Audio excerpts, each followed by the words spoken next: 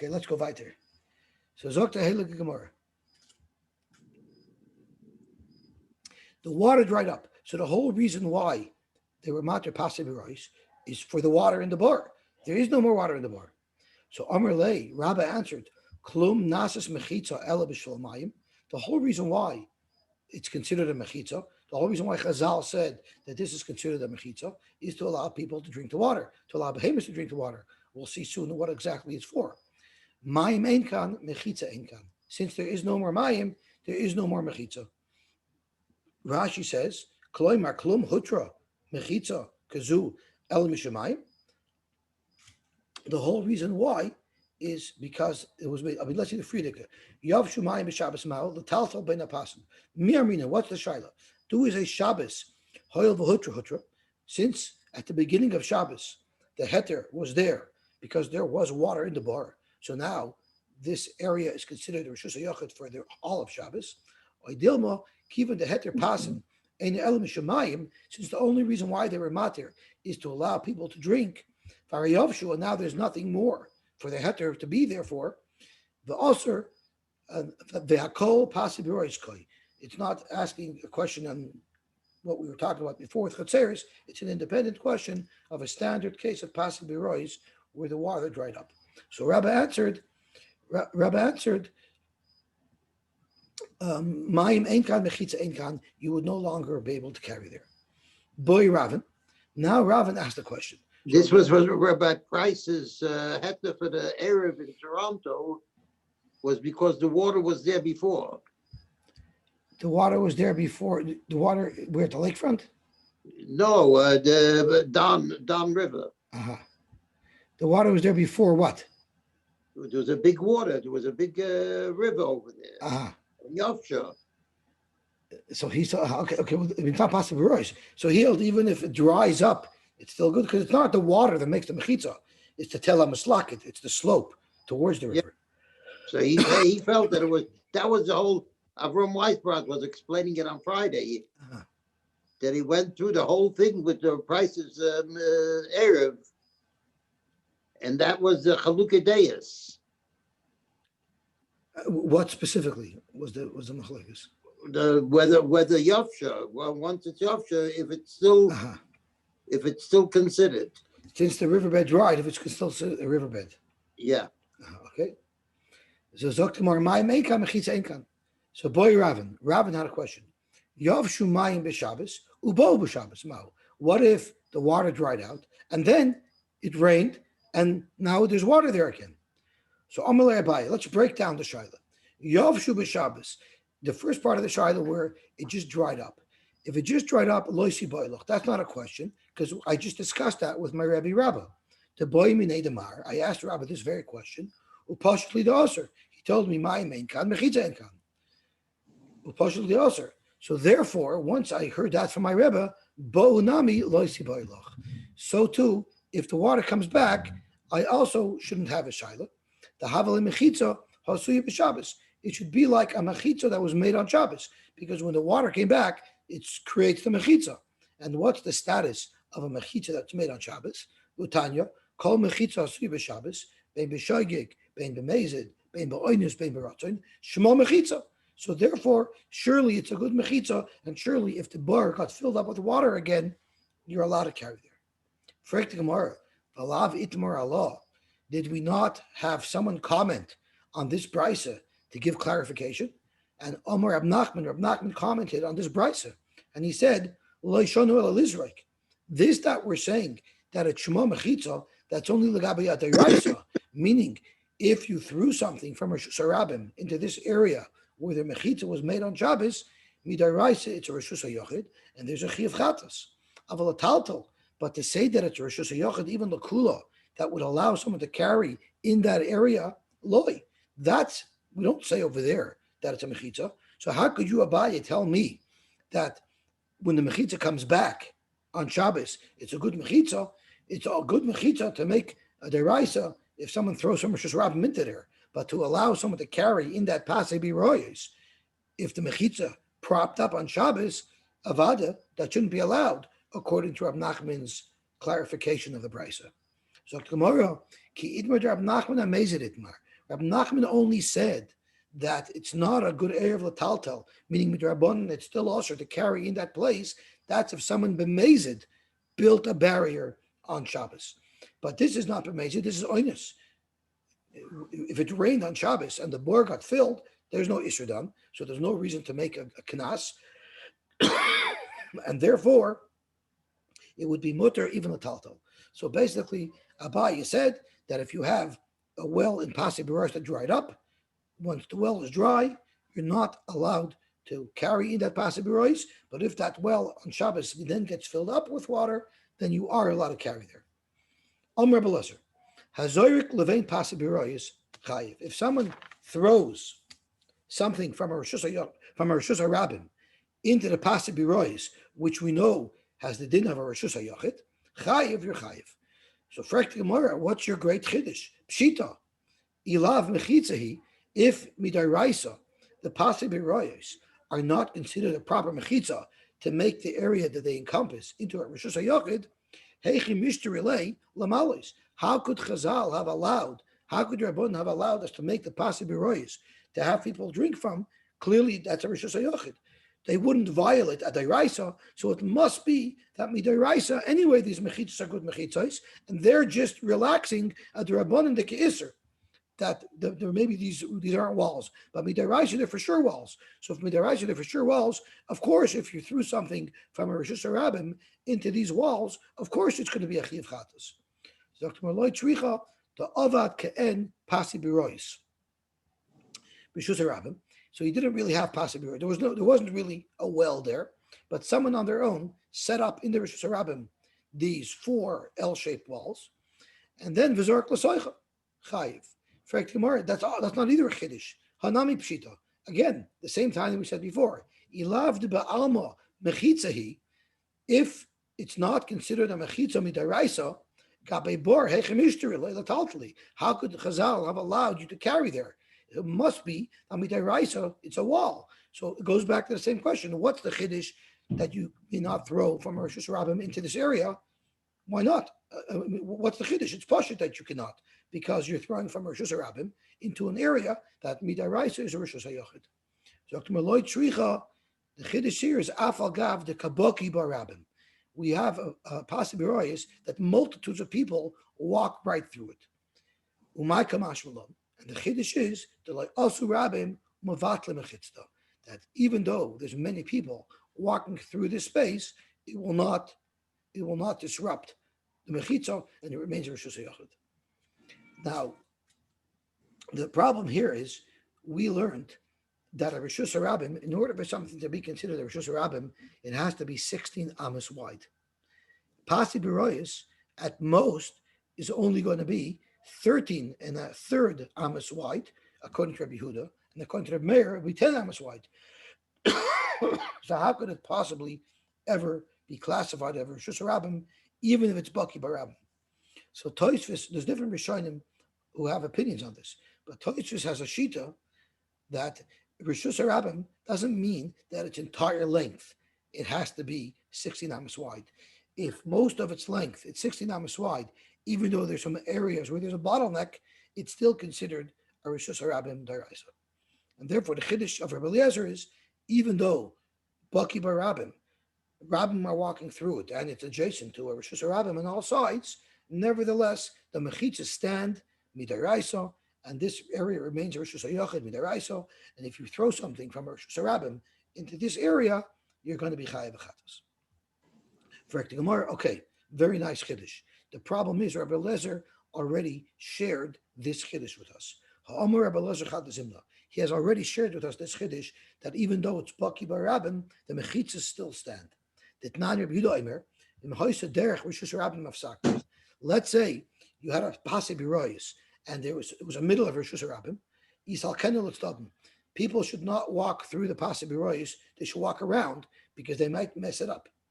But the Chachamim, which is the shita that we're going to hang our hat on, you don't have to. In other words, the Pasi Berois remain, and they're considered a mechitza, no matter who or how many people are walking through it. And on this brisa, Rabbi Yochanan and Rabbi Eliezer commented, the Amit Havayu, Kan over here, here the Chachamim are showing us the strength and the value of mechitzos that they can't even be disrupted by a rabbin walking through. So clearly, Rabbi Eliezer is expressing an opinion here that he paskins that even though rabbin walk through it, it's still a good mechitza and still just a yochid. So why did Rabbi Eliezer have to tell us this other halacha of a zorik levein pasi b'royes chayiv? He's already expressed that opinion just when he said, Kan hodiyacha koichin shom mechitzos. So tomorrow, even Hosam, if Rabbi Eliezer was just commenting on a psak of the Chachamim, that doesn't mean he agrees. Havamina kan v'lashvirlei. Maybe he's just commenting that the Chachamim are trying to exhibit how powerful mechitzas are. But I don't necessarily agree with them. I'm just pointing out that the Chachamim are making a very strong point. Kamash Mulan Kan, that's why he had to tell us the halacha lemaisa that if you throw into there, you'll be chayiv chatos, and therefore it means kan. When he said kan hodiyacha, it's kan usvirle. Not only was he expressing that the chachamim are showing the strength of a mechitza, he's also saying that I agree with it as well. So let him just say his psak that. Let him just say his psak where he said. Where was his psak? Hazork levin pasib chayiv. Why did he have to comment on the machlokes between the chachamim and Rabbi Yehuda? He could have just said his psak, and then we would know that he holds like the chachamim. Zoktamar and the chanami chadam mechalchav teitmar. He issued a psak that hazork levin pasib chayiv, and then his talmidim said over in his name that kan hodiyacha koichan shom mechitzos. That was just his talmidim saying in his name. Once they heard from him the psak, they commented in his name on the price. Okay, now we're getting into a little bit of a complicated sugya, but it's a sugya that we're going to learn the same sugya twice, almost identical, with a little small difference. So it'll be very easy once we get through the sugya the first time. We'll get through it the second time. Now, if you remember in the Mishnah, we discussed what's the smallest area that you can encompass with pasibirois. And the Mishnah said you need enough that an animal could be standing in the area up against the water. Most of the animal has to be there. And at the bottom of your Testament Aleph, the Brisa clarified that that's 2 amis. So you need to have 2 amis of land around the bar on all 4 sides. So the question here is, let's try to understand what's going on. The reason why we looked in Rashi on the Mishnah, the reason why you need to have that space there is because we're afraid that if you're feeding your animal water and it moves its head, it might move its head out of the pasibirais into the Rishus Rabbim. And if you follow along with your bucket, you're going to be carrying a bucket from a Rishus HaYachid to a Rishus Rabbim. That's the pashtus of how we understand it. But there's a lot of different things over here. Because what if I have the animal on a rein? So the animal can't twist its head because I'm holding it in place. Should I still need the that extra space? Maybe then I don't need a space because I'm holding the animal and there is no such chashash. So there's other ways to mitigate the problem of the animal moving. Or what if I don't even feed the animal? What if I just pull the bucket on the floor and I don't hold it there at all? Do I still need that extra space? Or maybe what the Mishnah is telling us, that even under those conditions, when I'm holding the animal and I'm holding the bucket, even there I have to have that room because I'm choishish. But if I'm not holding the animal, maybe then even the 2 amos is not enough. So that's what the Gemara is going to drill down to understand exactly under what conditions this Rosh V'Rubai of the Mishnah is good for the animal, and what would be the halacha if I'm holding the animal, if I'm not holding the animal. Zok to Gemara, Tanan Hasam. Lo yamid odom b'shus harabim v'yishta. Imagine you're on Bathurst Street and you're walking down the street on a terribly hot day, and someone in their house says, "Come here, let me offer you a cold drink." So you walk up to the front step of his house. You're in the Rishus Harabim, and you want a drink. Now you can't take the glass from the house and take it to you, because then you're moving the glass from Rishus HaYachid to Rishus Harabim. So you're standing outside the house. You'll stick your head in and you'll drink while you're in there. This way, you're drinking in the Rishus HaYachid, even though your legs are planted in the Rishus HaRabim. So the Brayso says, Lo Yamed Adam B'Rishus HaRabim V'Yishta B'Rishus HaYachid. You shouldn't do that. Or the opposite. Or B'Rishus HaYachid V'Yishta B'Rishus HaRabim. Ella Imkain Machnis Roishay V'Rubai L'Makim Shusoisa. Unless most of your body and your head is sticking into the house, you shouldn't do it. And Rashi says, the reason is, the Chashinan were concerned, you might pull back, and you're going to carry the keli with you as you're pulling back, and it will lead to a deraisa of moving something from a Rishus HaYachid to a Rishus HaRabim. So we have to see how that impacts our Gemara. V'chein begas. We learned about this in Shabbos. The halacha is, if you drink wine in the actual press, that there's no chiv meiser on it. The chiv meiser, when does produce become tevel? That's when it's raya pnei abayis, when it's kavua, when it's already out of the press. But while it's in the press, there is still no chiv to take meisers. So the question is, what if I'm not in the press and I stick my head into the press and I want to drink wine? So the halacha is v'chein begas. Unless it's roishi v'rubai in the press, you're not allowed to drink wine from there because we're afraid you'll take it out. Once you take it out, it becomes tevel midiraisa, and then there would be an iser. Zok to Gemara.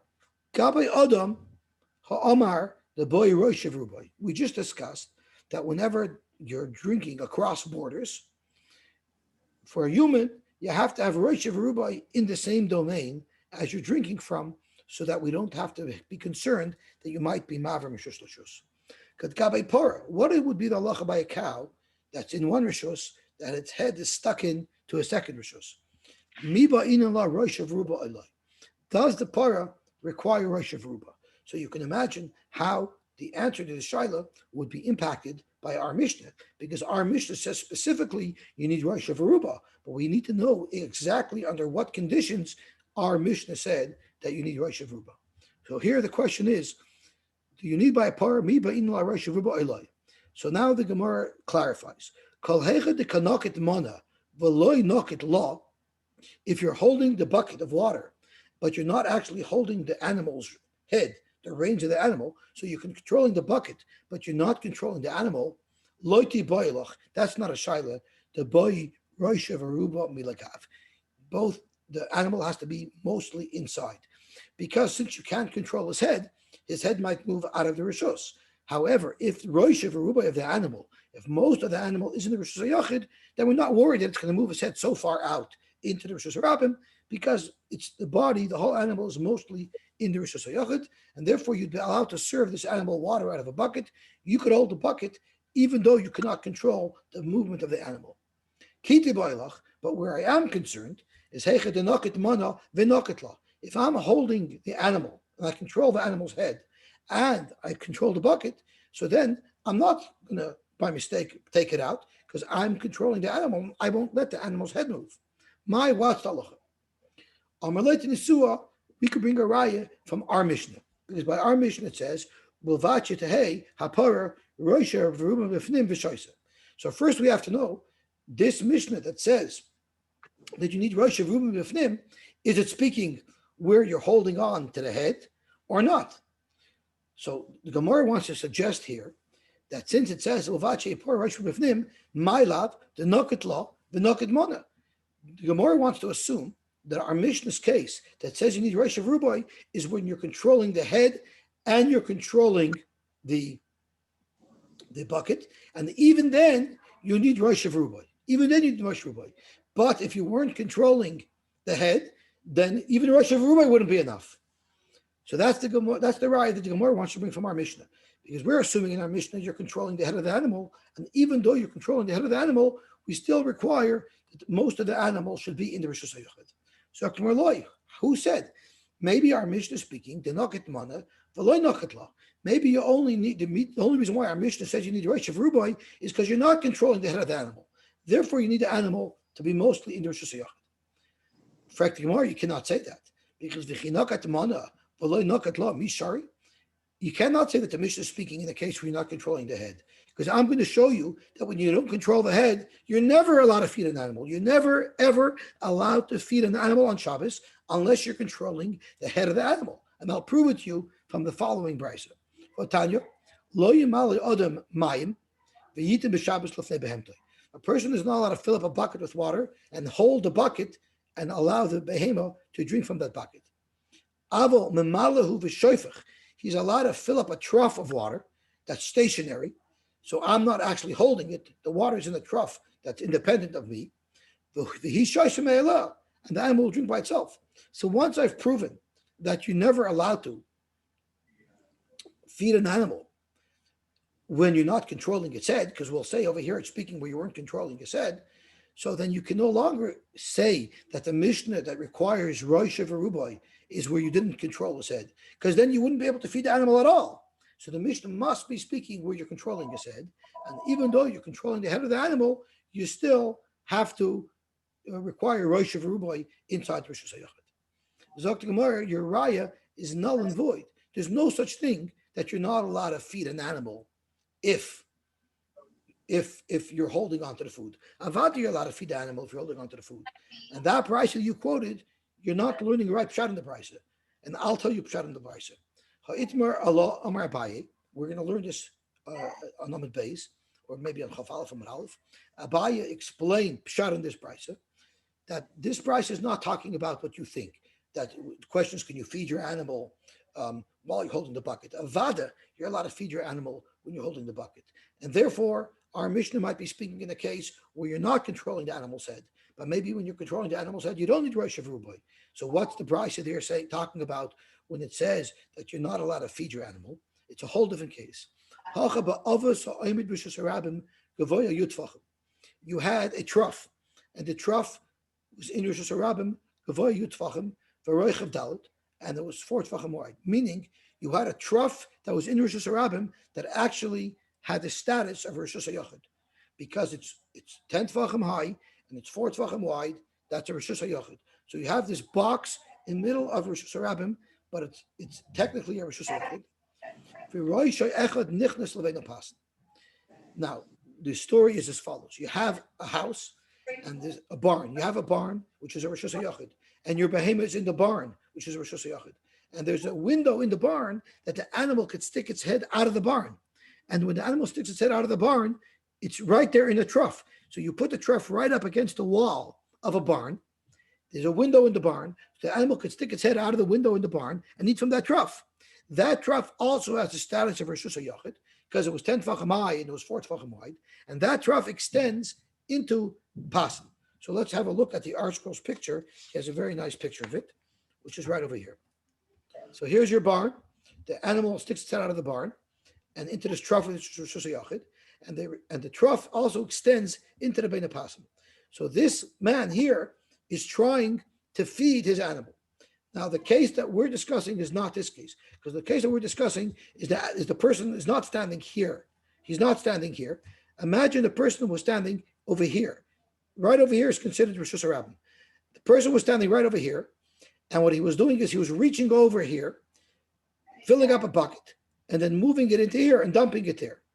So he's physically in the Rosh Hashanah, but he's doing things only in Rosh Hashanah. He's standing physically in Rosh Hashanah.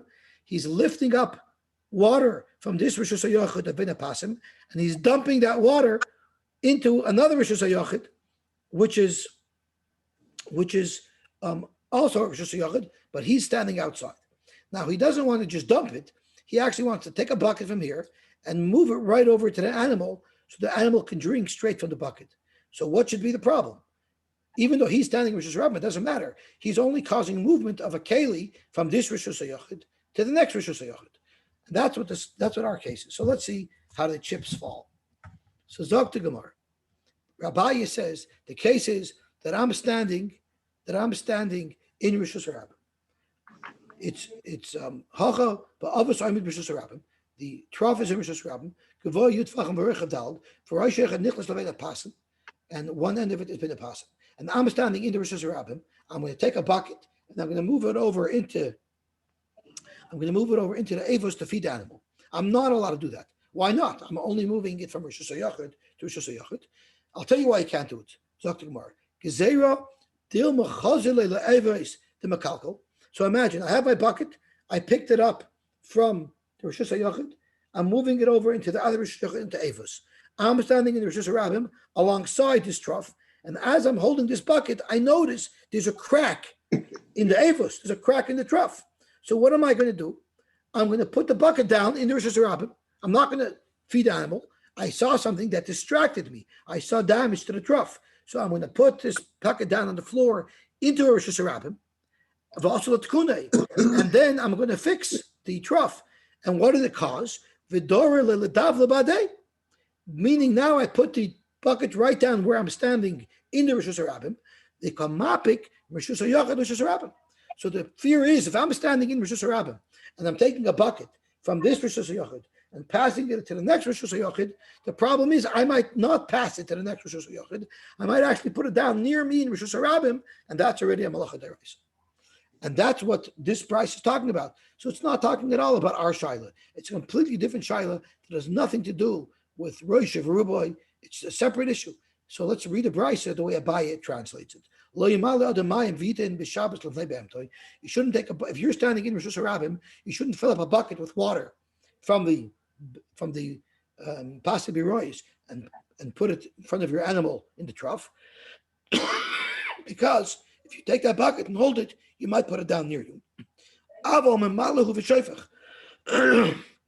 You can just fill up the bucket and dump it right into the trough and let it run down to where the animal is, and the animal will have to lap it off the floor of the trough rather than drinking it from your bucket that you wanted to do. So that's all Abaye said. Frak the Gemara, I don't understand. Why would we make such a gzeira? Gzeira doesn't make sense. Again, I'm lifting up the bucket in Rosh Hashanah. My intention is to put it into another Rosh Hashanah, and I get distracted, and now I put it down in Rosh Hashanah. That's not an Isur Deraisa. Amar Rab Safra, Amar Rab Ami, Amar Rab Yochanan, Hamafana Chafetzov, Vizavis Lazavis. If you move things, let's say you have a beach chair in your yard, and you want to pick up your beach chair from one corner, and you want to move it to another corner. There's shade here, there's sun there. You pick up the beach chair, you want to move it from the sun into the shade so you can relax on Shabbos afternoon. And then what happened was you're holding your beach chair, and you say, hey, I have a friend coming to visit me outside on the street, and by mistake, you take your beach chair and you walk out to the street. So there you're potter. You brought it from your Rosh Hashanah to Rosh Hashanah. Your potter, akira, we know on Shabbos there's a halacha that maleches machsheves asvatoira. The only time you're over from halacha of Shabbos is if you intended to do something and you actually fulfilled what you intended to do. Here, you intended to take it from a Rosh Hashanah to a Rosh Hashanah. When you made the akira, you intended to put it into Rosh Hashanah.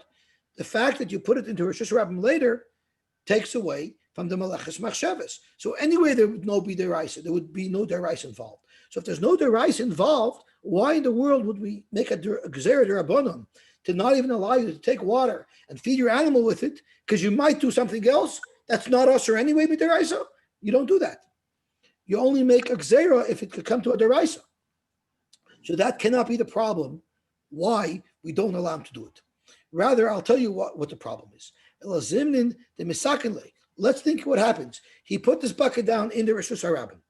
That's not a malacha. It was not malachas machshavas. And what does he do? He fixes the trough, the mesakinle, and now he has a bucket of water sitting here in the Rosh Hashanah. Now he's going to pick up the bucket in Rosh Hashanah, the kama'ayel, and he's going to serve it to his animal. After he fixes the trough, he's going to serve that bucket of water to the animal. So now he's purposely picking it up in the Rosh Hashanah and putting it into Rosh Hashanah. The kama'ayel, Rosh Hashanah. So since that might happen, we never let you stand in the Rosh Hashanah and take a bucket from this Rosh Hashanah and put it into the other Rosh Hashanah. Okay, so that's the end of the sugya. So the Gemara had a shaila at the end. The Gemara had a shaila. If you're controlling the animal and you're controlling the bucket, is there any concern that you need Rosh Hashanah? We tried to bring a raya from our Mishnah, and we were unsuccessful. So we still have a shaila that remains unknown. Do you need Rosh Hashanah if you're controlling the animal's head or not? And it will be totally in Our Mishnah speaking when you're controlling the animal's head, or is our Mishnah speaking when you're not controlling the animal's head?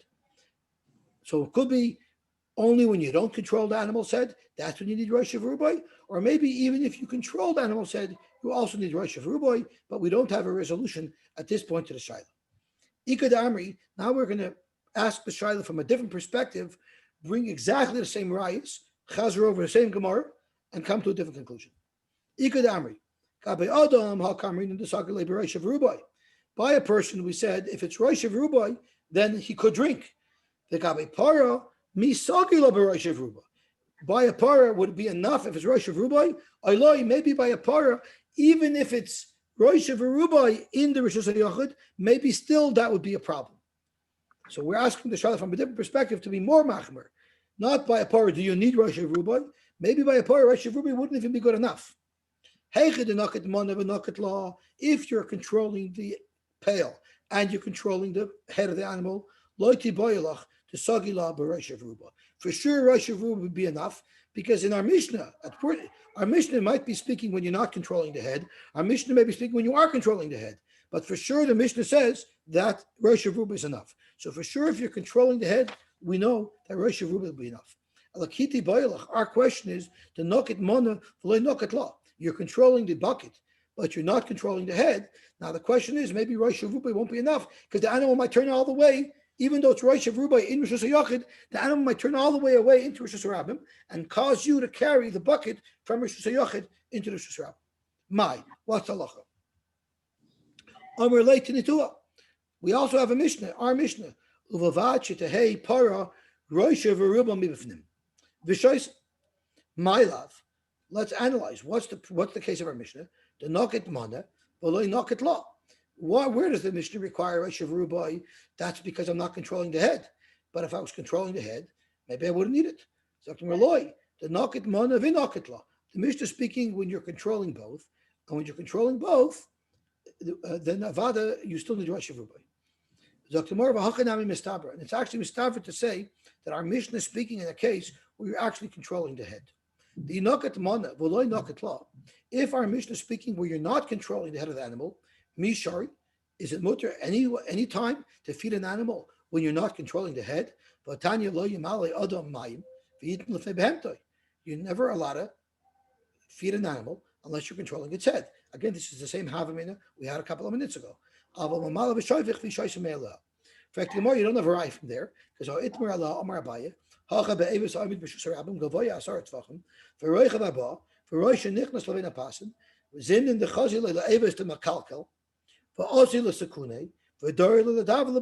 he's going to put the pail in Rosh Hashanah. The Kamavik Rosh Hashanah. This is an exact repeat of the Gemara we just learned. The Amar Absaf, Amar Abami, Amar Yochanan, Hamafan the Chafetz of Mizavas, Lazavas, Vanimel Chale, and Vaitzian, Potter, Shalai Hoisa Akira, Mishari Shana Lakach. Ella, what's the Gzera there? Zimnin, the Misakin Lay, Vahodur Ma'ayale, the Kama'ayale, Mishasarabim, Mishasayachid. But I'll call upon them, our Mishnah is not clear if it's speaking when you're controlling the animal's head or when you're not controlling the animal's head. So now the Gemara says, okay, from our Mishnah, in both Neschois, we had no raya. So now we're going to look externally to find another raya. So the shaila that we're looking now to push it is the shaila we had all the way on top. The shaila was, by a para, do you need Rosh Ruba or do you not need Rosh Ruba? So the Gemara says, if you're controlling the head, you for sure don't need Rosh Ruba. The question is, if you're not controlling the head, do you need Rosh Ruba? So that is the question. If you're not controlling the head, do you need Rosh Ruba? So the Gemara wants to bring a raya from here. Tashma, Gomal Sheroshai Ruba Mivafim. You had a camel who its head and its body was in the Rosh Hashanah. The halach is Oifsin Oisoi Mivafnim. Now we learned this in Shabbos. Oifsin means if you're going to take your camel on a long trip, if you just let it eat its fill, it will not have enough gas to last you to the next service area. So what they would do is they would force feed the camel with so much food and overload it, so it had actually an auxiliary fuel tank in its stomach. So this way, it would have a much longer range to be able to get to the next service area before it ran out of fuel. So what is the process of stuffing an animal? You have to hold on to its neck, and you got to shove food down its neck. There's no way you can stuff it if you don't hold its neck, because if you try stuffing it, it's going to turn away. So normally when you're stuffing an animal, you're holding its neck, meaning you're controlling its head, then you're shoving the food out. And the halach is, when could you do that? Only if it's rubai, only if it's rosh rubai b'fnim. For avos command the nokit lamona v'nokit ladamya. Stuffing an animal is as if not only you're holding the bucket, but you're also controlling the animal's head. And the price says the chaba'inon rosh ruba. You still need rosh ruba. So you have a kloraya that even if you're controlling the animal's head, you still need rosh ruba. So that's exactly an answer to our shaila. Amar Bacha Bar Huna. Amar Absheshes shiny gamal hoil v'tzavari arich. Buy a camel, since it has a very long neck and it has a long range, it can easily move out of the rishus hayachid. That's where you have to be controlling it, and you need rosh rubai. But a cow that doesn't have such a long neck, that can't move so far, maybe even if you're not controlling the head, rosh rubai would be enough. And if you were controlling the head, you don't need rosh rubai. So this is not a raya. Toshma from another brisa that doesn't say gomel behema sherosh ruba b'fnim oisunai b'fnim. So here we're no longer talking about a gomel, we're talking about behema. And it says the same halacha that if you want to stuff it where you're controlling both its head and the food, and you still need rosh rubai. So you should have a raya that you need rosh rubai even though you're controlling the head. So tomorrow my behema, the Brisa uses the general term behema, nami de katani gomel. It means a camel again because it's a long neck, but you don't have a raya that by a cow you also have to. You also need rosh rubai when you're controlling its head and you're controlling the food. In fact, Gemara, how could you say behema means gomel if you take these two brises and you put them side by side? Vatanya behema, vatanya gomel. If it says if you have two brises, one says behema, one says gomel, wouldn't that indicate that the behema doesn't mean gomel? Zok Gemara, no. Midigabe Tanya. If these two brises were cited together, sure, you'd have a raya that behema cannot mean gomel because gomel means gomel. But these brises were stated at two different times, two different places, and they have no connection to each other. One time they decided to use the word gomel to be specific, and the other time they used the word behema, but avada he meant only an animal with a long neck. Tanya Namahachi, and I can prove it. Because you see, Rabbi Eliezer Oisher begomel hoyav tzvay arich. You see, Rabbi Eliezer holds that by a gomel is you have a problem because it has a long neck. So you see that distinction between a long neck and not a long neck. And you can't bring me a raya from a gomel, which has a long neck, where you might need extra precautions, and you might require both to control the head as well as having rosh rubai. But a cow which has a short neck, maybe it's enough rosh rubai, and you don't have to control its head. Or if you're controlling its head, you might not need rosh rubai, and therefore you don't have a raya. This heter of pasibirois wasn't made for anybody traveling anywhere. It was a special heter made to assist people who were coming to be oil regel. In fact, the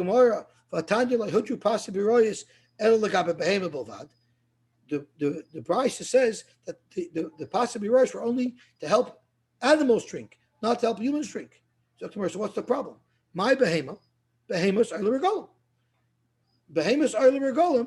The reason why they created this whole pasibirois is so the behemoths of the people who are coming to be oil regel, they should be able to give the animals to drink. Aval adam, if you're a person, you're not so lucky. You can't just go drink from the pasibirois. Well, we won't be b'semichat. Metafas fayim, metafas v'yored.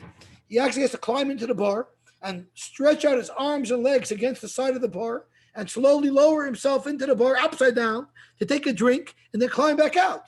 So don't think being oil regel is a cholamoid trip there. There's ropes courses and acrobatics and bouncing and wall climbing, rock climbing. It's a whole event. But a person of Adai wouldn't be able to be shaymech on pasibirois. Okay, I guess we should stop here and we'll be mamshich tomorrow. Oil regel, we're going up before Shabbos and before Yom Tov. Well, it could have taken weeks to get up from people traveling from far. So those people would need. I'm sorry? Shabbos came and they rested. Yeah, but they still have to feed. They had to feed their animals on Shabbos. If they went to the regular, they weren't Machal Shabbos. No, they weren't, but they would camp out Shabbos. They would camp out on the street, They camp out, yeah. but they need a place to drink. So the Pasa Barosh were there to feed their animals. It's like a en route station on the 401. The Pasa Barosh was basically an en route station. Yeah, they were traveling in the desert. They were traveling in the Middle East. So this is Erev Rosh Hashanah. Ik weet nog niet warm. Yeah. Sick is ik weet niet warm. En Erev Pesach is ik weet nog pieren, is nog weet niet warm. That's right.